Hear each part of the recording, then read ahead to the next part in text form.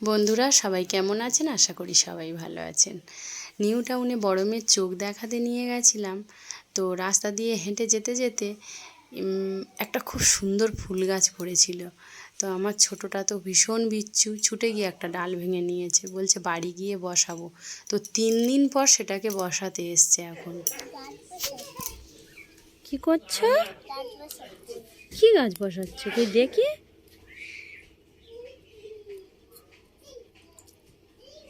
গাছের গোড়ায় অত মাটি।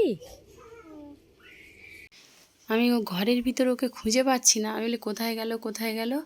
আমি ডাকছি ওকে, বলছে আমি গাছ বসাচ্ছি। গাছটাকে 3 দিন ফেলে রেখেছিল, শুকিয়ে গেছে পুরো।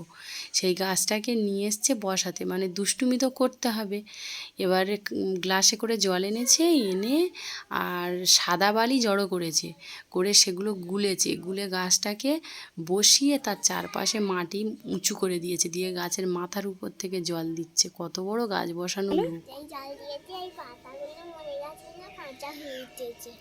বলছে মাম্মাম জল দেওয়ার সাথে সাথে মরা পাতাগুলো বেঁচে উঠেছে।